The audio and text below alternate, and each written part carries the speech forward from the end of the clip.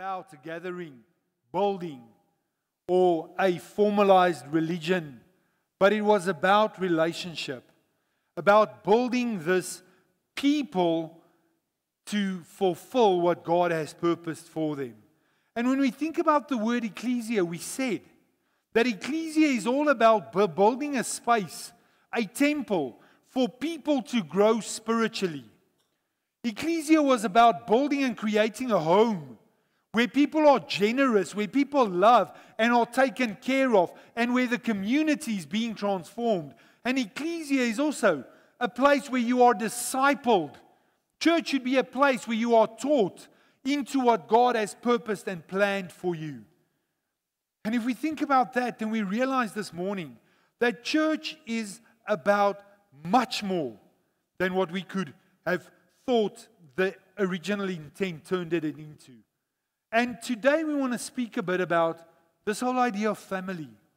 And when we think about family, there's two ways how many people view our gatherings and our church today.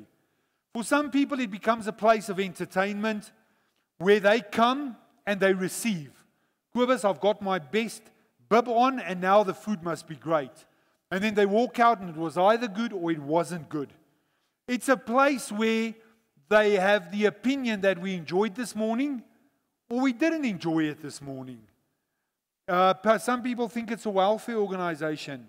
People in your street knock on your door and they have some sort of need and they say, got a telephone number for you, just phone this guy. Instead of us getting into the problem. They think because it's a welfare organization, that's why they consistently need money so that they can look after the needs of the people around them.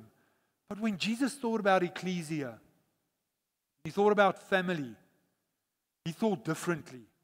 When he views us this morning, he sees us as a family on mission. A family who gets into the needs of the people, who alleviates the hurt, who alleviates the pain, who brings hope to those who have no hope. And God's intent with the church was that, so that it would be a family, people, like-minded people coming together with a focus of changing the world around them. That's why in our context, you will never hear us speak to you about a member. You're not a member. In Doxa Deo, you're a city changer.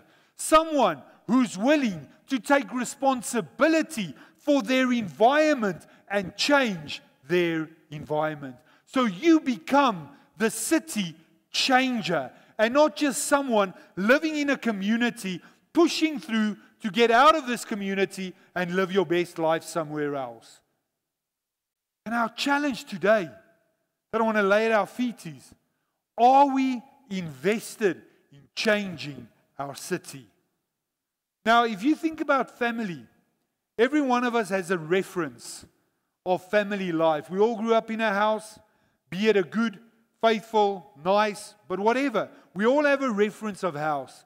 And in that house, there's certain rules that you had to abide by. From a small age, your parents would raise you and say, this is acceptable and this is unacceptable. If you break the rules, these are the consequences. I remember growing up when my father said to me, before you ask me for the car keys, you need to know how to cut grass.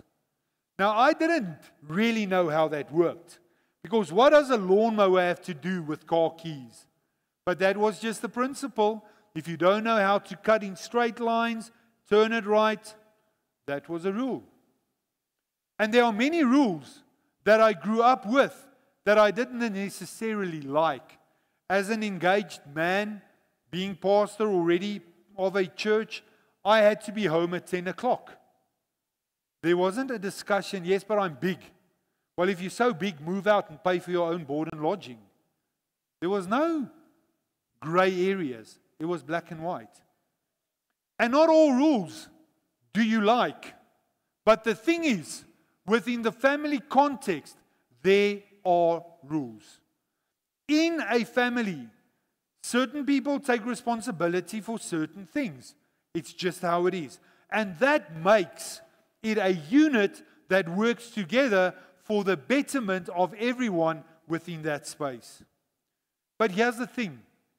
There's also differences in families. Families fight regularly. But the love, the bond of unity, always conquers the biggest differences within family context.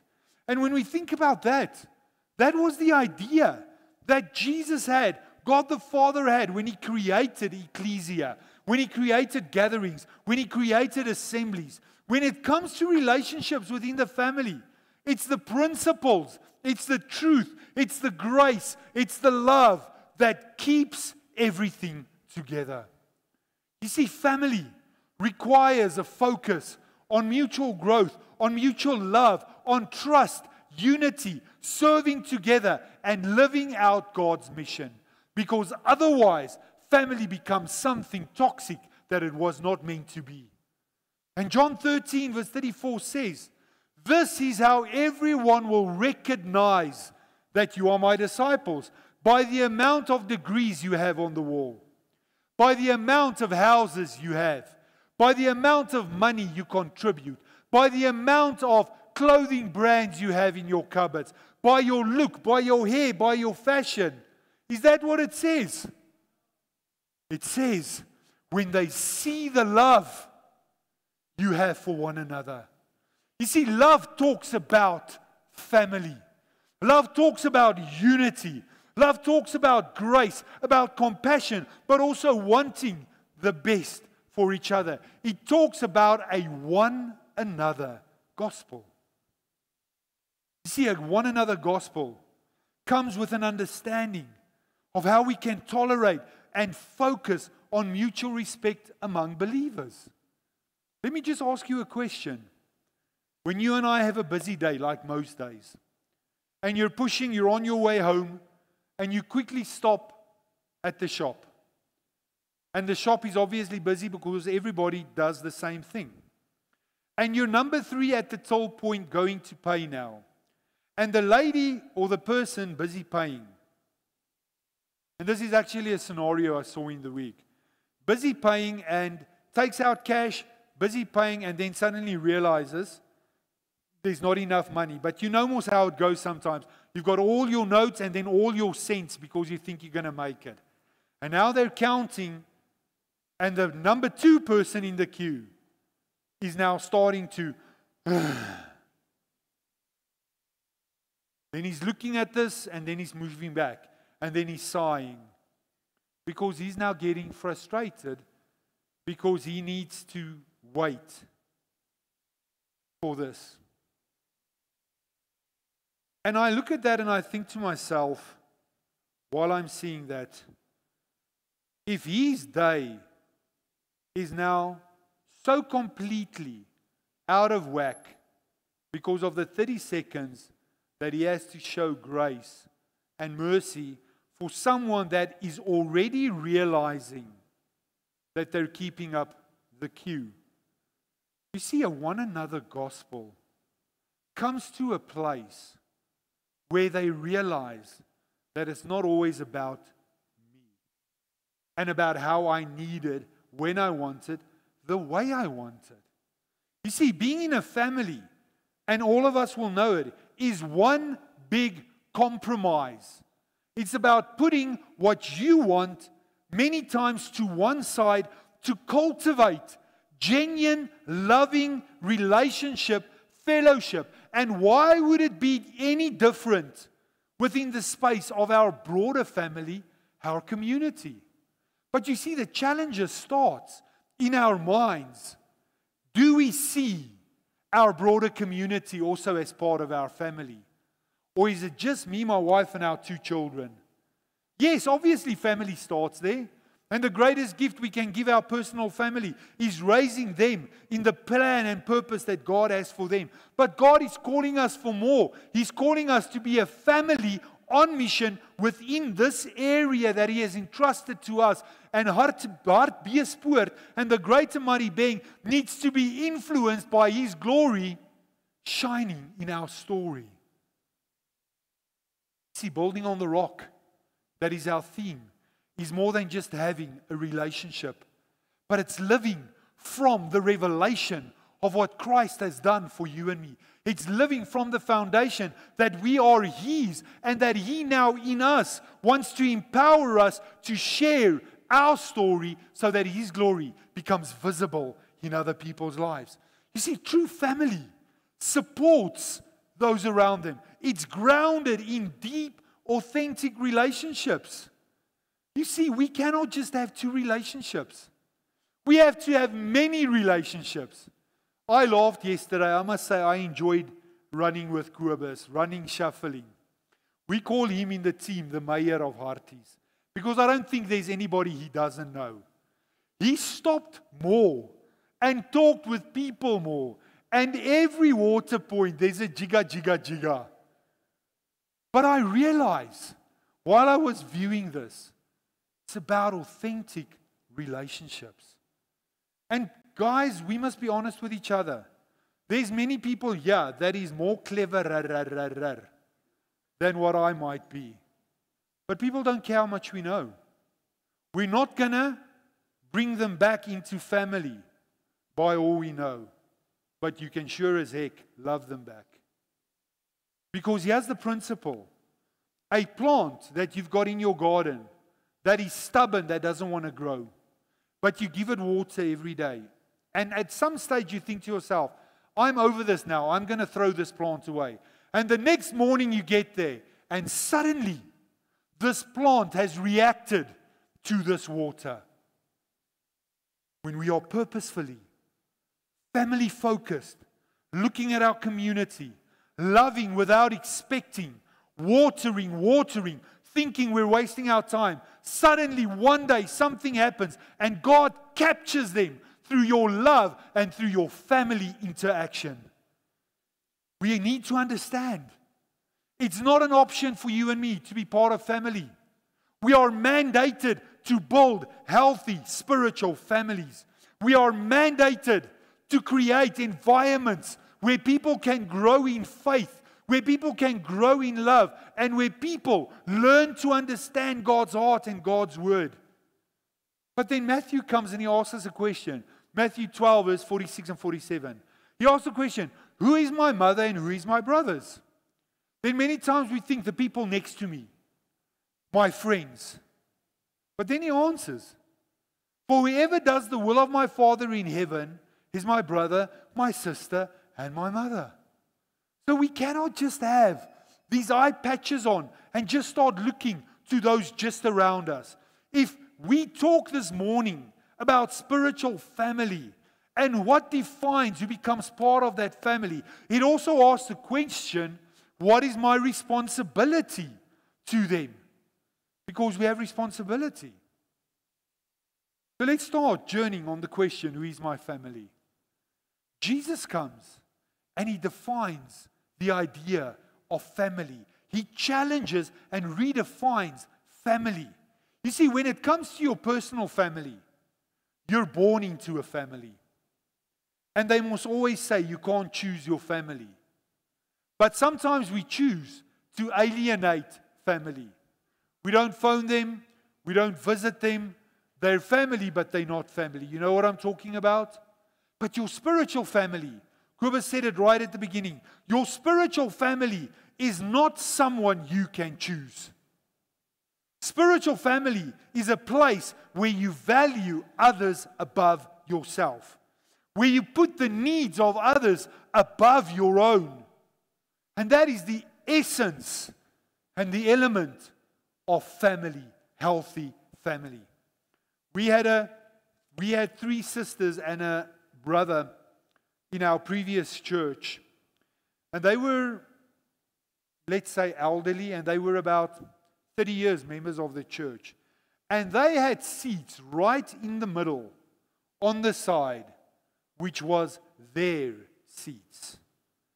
And they were normally there early in the morning, but sometimes they came in and people were sitting on their seats. They would walk over like this.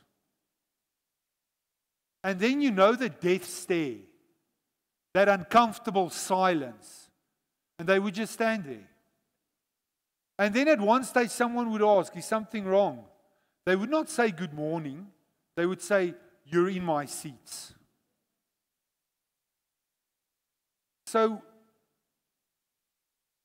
they would stand there until those people stand up and move. They would not leave. Be it that you're there the first time, if they know you or not, they would stand there. And I'm thinking to myself, is that putting your... Remember, there's 800, 1,000 other chairs that look exactly the same. But that's her chair. I don't know if she bought them 30 years ago. I don't think they did. But even if they did, you see, sometimes we become so focused on ourselves and on our needs that we start forgetting what our real purpose is. You see, the Bible comes and the Bible says, if you want to be first, you have to be last. What does that last mean? Physically standing at the back of the queue? It's about an understanding that my needs and my purpose is to serve the needs and the purposes of those around me. You see, within family context, I want to elevate the peoples around me to be greater than what I could ever be. Do we focus to elevate people to the best that they can be? Putting other people's interests above your own. Now, I know that we all have that special person in our family. You invite the family for Sunday lunch. My parents had a yellow wood table which you can pull on the sides and then you put the extra components in. And normally on a day like that, there's 2 or 3 meats, leg of lamb, beef, chickens, all the trimmings, the fat trimmings, everything. And then you would pray, and then you would say, now you can go and dish. And then you have that one family member. He jumps, gets his plate, and when he's dished, he walks back with a plate.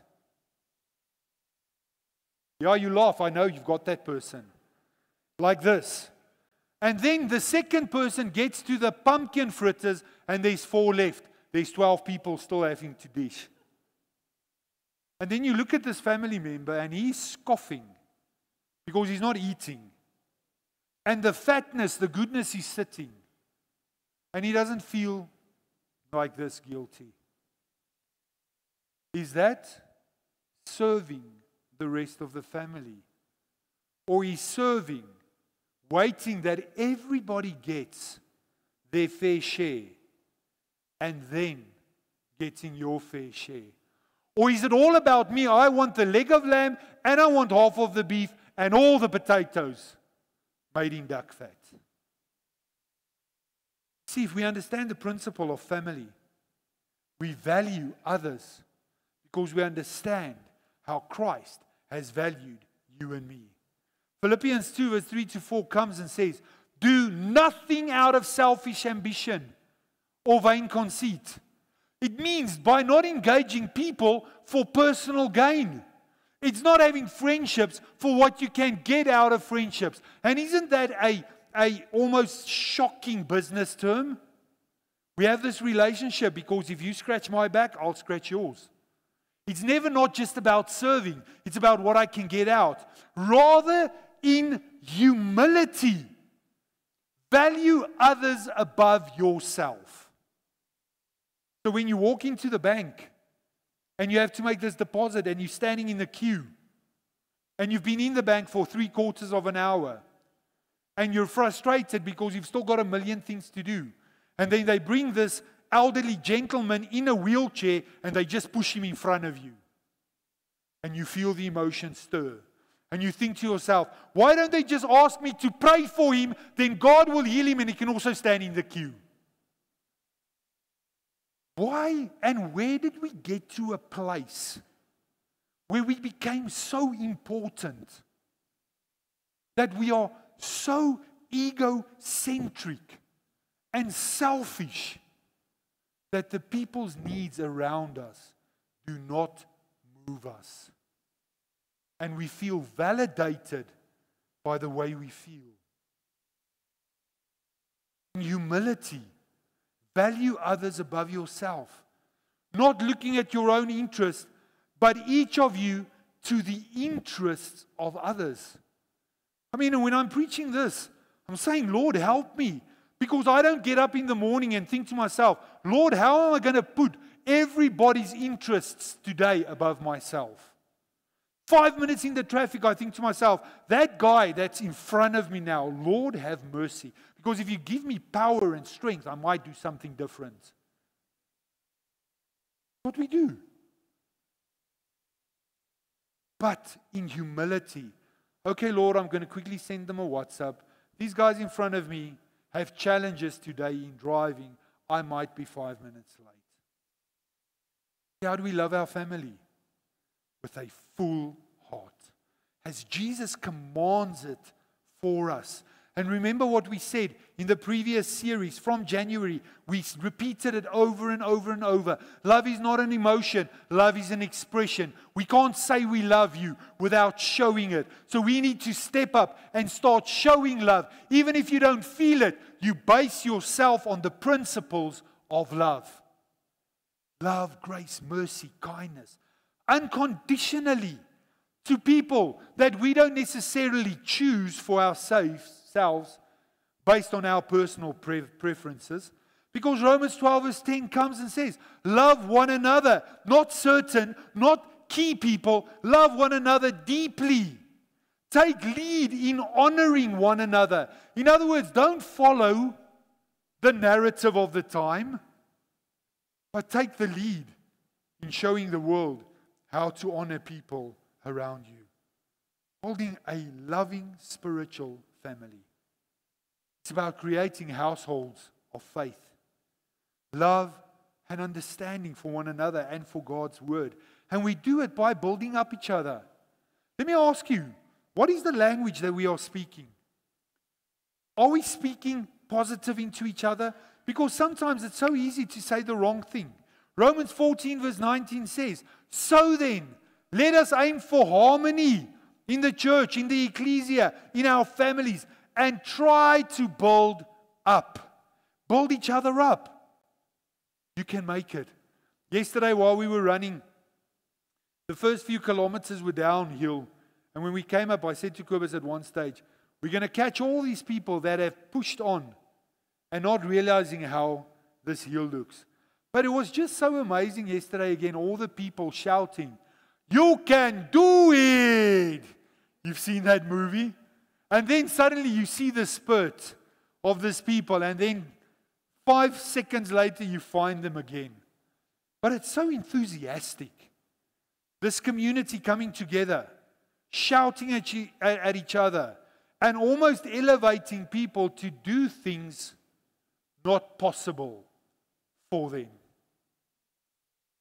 And then God comes and He says, your people around you should be the people that hear your voice, that say to them, you can make it. And not the person that say, yeah, but you must be realistic, eh? Statistics say, that's not what they need. Not what they hear. That's also not what God's word says. That when God's word says to you and me, if God is for me, who can be against me? And that God dreams good, faithful dreams for you and me. Let's build each other up. 1 Thessalonians 5 verse 11. So encourage each other and build each other up. Colossians 3 verse 16. Teach and counsel each other with all the wisdom that He gives. You see, part of building each other up is also speaking the truth. Now, this is an uncomfortable one because we don't like it when people criticize us. We don't like it if people speak into our lives and say, I'm worried about you. You see, it's so strange, but a fellowship like this morning, a family like this morning, is important. Because it's important because it helps you gauge where you are spiritually. And now I know a lot of us say yes, but it's not a prerequisite. I just want to say, when you're in a family, you pitch up for your family. I don't know. I cannot not visit my parents because they're my parents. Yes, you are so right. And I know you're going to visit your mom when you're big. Hey, yes, she's going to visit you. Because you pitch up for family. And then we sit as a team. And then we say we're worried. We don't see Frikkie. I hope there's not a Frikkie here this morning. Because it's not you I'm talking about. And then we reach out to Frikkie. And Kobus and myself pick up the telephone or try and make a coffee. No, we're just busy. We're just busy. But we know that we know that we know. You're not busy 4 weeks in a row. You're not busy 5 weeks in a row. You see, it's not the most important, but it gauges where you are. And then we suddenly, after 6 weeks, we hear the wheels have come off. You see, it's important that you pitch up. And now we want to have a discussion with Frikkie and help him back into relationship. And then Frikkie starts, but who made you my judge and jury? Who are you to speak into my life? Listen, I had many uncomfortable discussions with my father. Most of them leading to a great big hiding. Yes, there's a connotation between the bum and the ears. I don't know how it works, but it worked well when I grew up. But we had those uncomfortable discussions. And because of those discussions, I am the product of what I am today. Please don't think, yes, there should have been a few more. Could be. But I am what I am. You see, and if we say we are a family on mission, then we must have uncomfortable discussions with each other. Sometimes good discussions, but also some discussions where I say to Frikkie, you're not accurate in your representation of your relationship with God. You need to make some choices to realign with where you should be. In the last 6-7 months, I had a few uncomfortable discussions. And every time in those discussions, I would walk out there and I would say to myself, but I'm okay in my identity. I hear what they're saying, but it's not going to influence me. I'm going to do me. I'm just going to be who I am. But you see, if we do not allow the uncomfortable discussions, we do not grow through them. And here's the thing. I just want to say this morning, we sometimes have the idea that love is just this iffy, lekker feeling. But love has 3 components: grace, truth, and justice. And you see, sometimes in the loving relationship, my father still loved me, but he didn't spare the rod because that was the justice to the love. If you do not have uncomfortable discussions with me, or me with you, we do not truly care for each other. Because love compounds me to wanting the best for you. Let me ask you a question this morning. If we hunted and we killed a big kudu bull, and we have a chainsaw because we need to now work on this meat, and your 5-year-old child is with you, would you start the chainsaw and give the chainsaw to your 5-year-old and say, start working on the meat? Who will do that? Yeah, you are good parents. Of course we won't. But why do we many times do that in our spiritual family? We see the struggle, we see the pain, we see the challenges, and then we say, oh, I'm just going to love him. No. Love says, I speak into your life and I try and realign you with the truth. You see, in a family, we are accountable to each other. More than that, we give mutual support and we create a culture of grace and forgiveness. Ephesians 5:4, verse 15 comes and it confirms this. Instead, we will speak the truth in love, growing in every way more and more like Christ.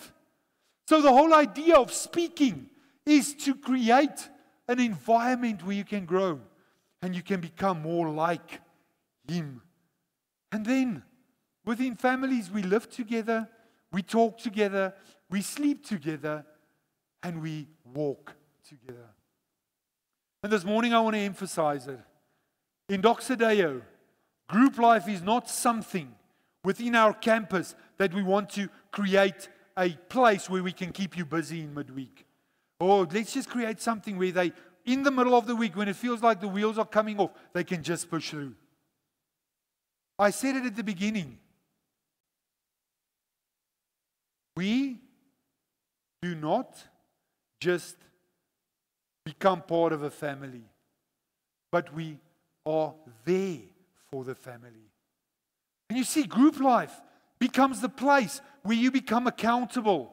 It becomes the place where you grow spiritually. It's the place where you can develop as a leader. It's a place where people know your name and know the struggles that you are going through. And what's so amazing for me sometimes, and I saw it in, not here, but in Polokwane.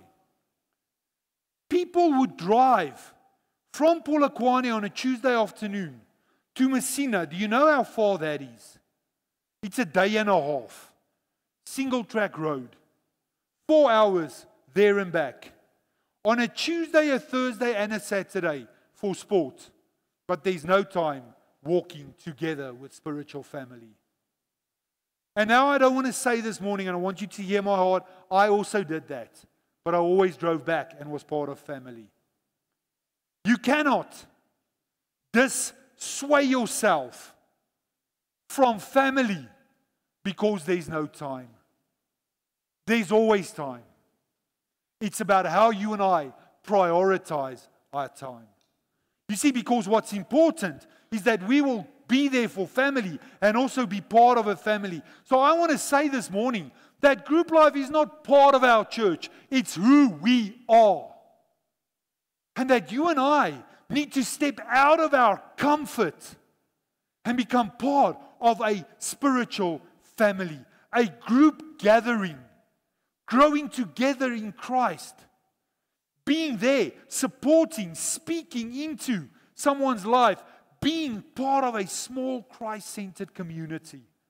And we have groups all over Harties. And if you want to become part of a group, then you speak to me or to Kobus, and you speak to Karin, and we will make sure you become part of a group. But let me just say, and I want you to hear my heart this morning, and sorry, I don't want to sound like I'm fighting or that I'm...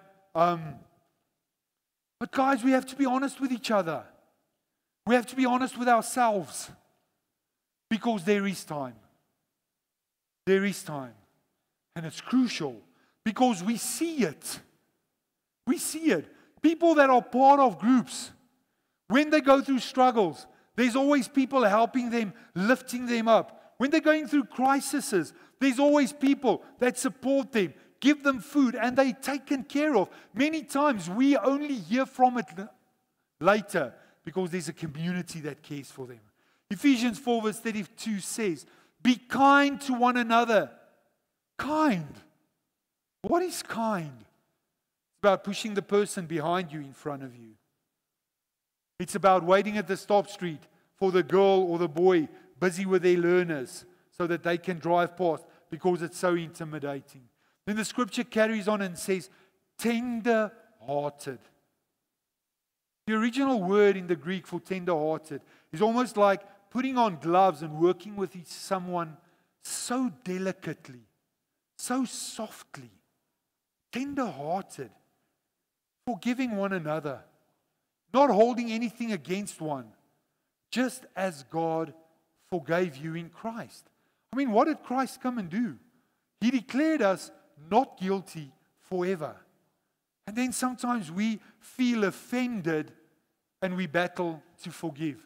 We feel offended and we cut them out of our lives because we can't forgive. Colossians 3 verse 13 says, make allowance for each other's faults. Thank goodness for this. Thank goodness for the fact that I'm in relationships with my wife, my family, my friends, that were quick to forgive. Otherwise, I might not have the same relationships. Because I might think I don't make mistakes. But of course I make mistakes. But it's because of the relationship and the grace within the family unit that we can forgive anyone who offends. Anyone who offends.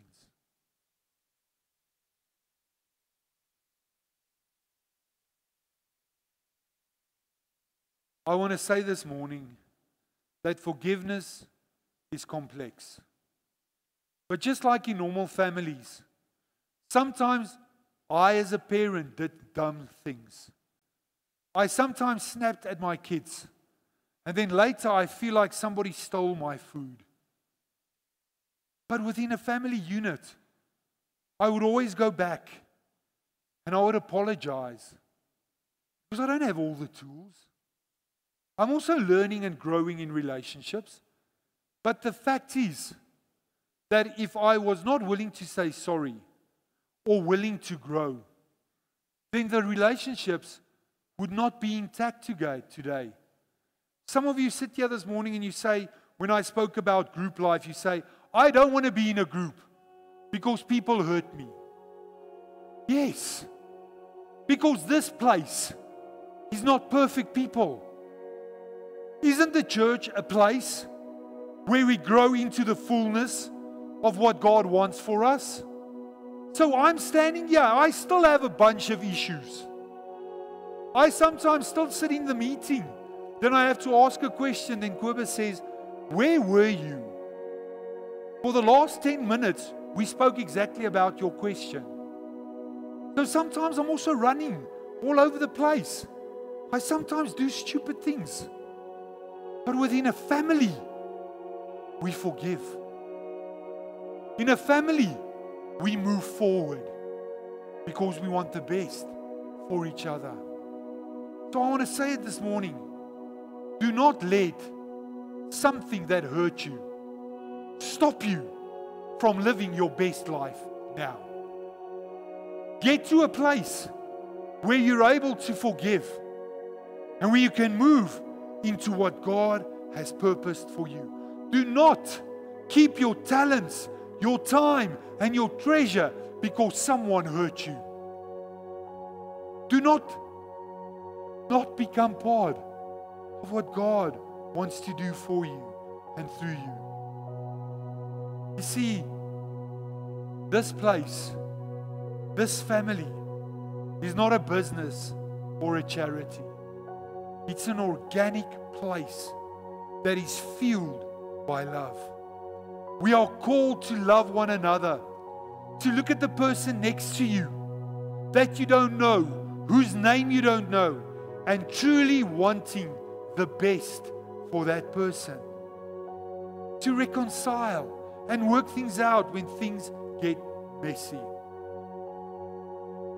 I like a neat, clean space. And yesterday I made the observation to my wife how I enjoy it when our space looks like this. See, a garden takes a lot of nurturing, takes a lot of work. And many times when we're on our own journey, we're growing, but we're growing wild. And a wild garden is not a seasoned, well-kept garden.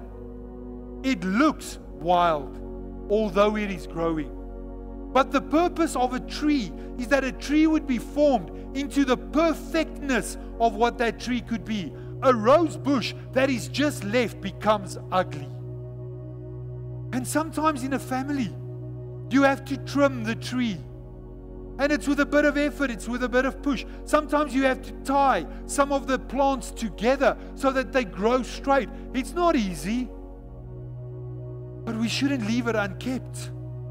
Because growth happens purposefully, although it might be messy. Relationships might be difficult, but forgiveness and grace guides it and keeps it. And Christ comes and He's the gardener in our lives, but He's called you as a family on mission to create these gardens, well-kept gardens, where people can grow and can become a beautiful flavor. You see, this year our theme is His glory, my story. And it fits so well into family, where His glory becomes visible and our story is influenced by His glory. And people in our midst, in our families, in our spiritual families, become influenced and their lives change because of His glory that is reflected in my story. And I want to challenge you this morning I want to invite you for a moment to close your eyes right there where you are. And I want to ask you this morning, ask yourself this question. How would it look? How would it look if I choose today to draw people in to my spiritual family and put the needs of others above my own and serve them through grace, love, and compassion?